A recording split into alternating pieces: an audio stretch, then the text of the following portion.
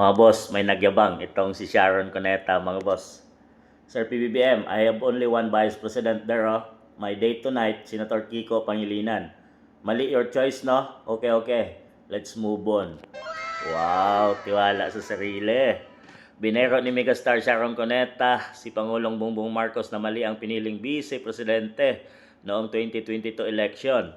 Inihayag ito ni Sharon sa kanyang maiksing speech sa Gala Night sa Intramuros, Manila na dinaluhan ng Pangulo at ni First Lady Liza Marcos at ng iba pang mga personalidad. Yan mga boss, present din ang tinutukoy niyang date tonight na Senator Kiko Pangilinan na tumakbong vice-presidente noong 2022. So, ibig sabihin, parang sinabi ni Sharon Cuneta na bakit si Sara yung kanyang naging vice president bagkos dapat ay si Kiko Pangilinan, mga boss. Itong kwento dyan, mga boss. Ang ang matunog talaga at malakas sa mga survey ay si BP Inday Sara Duterte bilang presidente ng Pilipinas.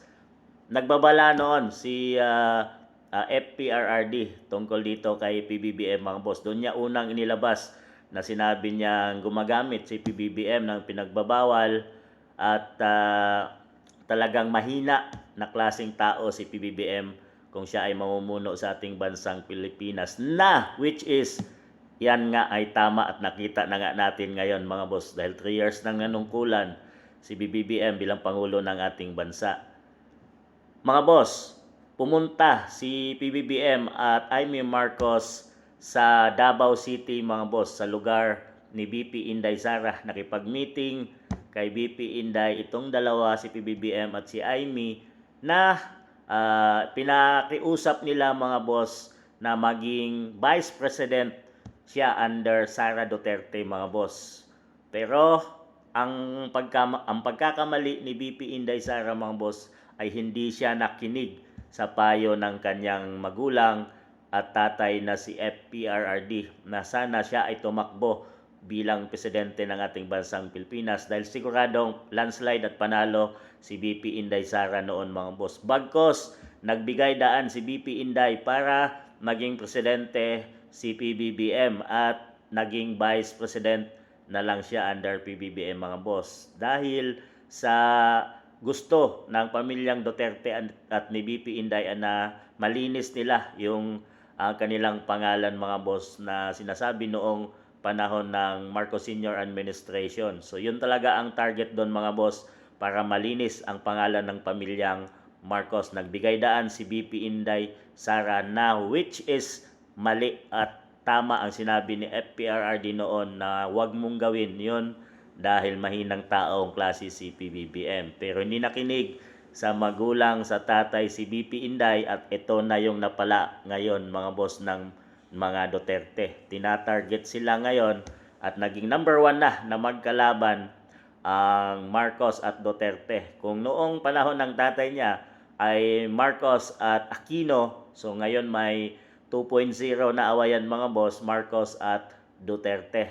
So yun na talaga ang unit team na magkakampi, BFF, dahil history na mayroong isang team na Pangulo at Vice President sa isang team nang galing, mga boss, na sinasabing maganda sana yon at magkakaroon ng magandang pamamalakad dahil nasa isang grupo sila, mga boss.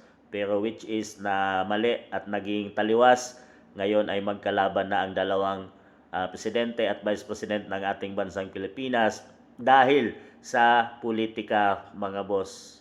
Dahil kasakiman sa isang politika na pangarap nilang angkinin ang bansang Pilipinas hanggang parang igagaya nila sa kanilang ama, mga boss, na which is 20 years na namuno sa ating bansa. So talagang ito ang katotohanan at hindi dapat si BP Inday Sara ang magiging presidente ng ating Pilipinas. Pero kung si Kiko ang itinandim noon ni PBBM at hindi si BP Inday, di ko alam kung mananalo pa rin sila dahil ang malakas noon ay si BP Inday Sara talaga, mga boss, at nagpaubaya lang siya. Ngayon nga, di natin alam kung paano nanalo na bilang senador itong si Kiko Pangilinan dahil sa mga survey, mga boss, ay hindi ito lumalabas. Kasama sila ni Lacson at saka ni Bam Aquino mga boss. Pero nagulat tayong lahat, lumabas at nanalo ito si Kiko Pangilinan. Kaya huwag ka na magyabang dyan, Sharon Cuneta. Kung gusto mo magyabang, ay tapat mo itong si Kiko na tumakbo ng presidente sa 2028. Ikalaban mo o iharap mo kay BP Sara. Tignan natin kung sino talaga ang malakas na inyong pinagmamalaking asawa sa inyong palagay mga boss.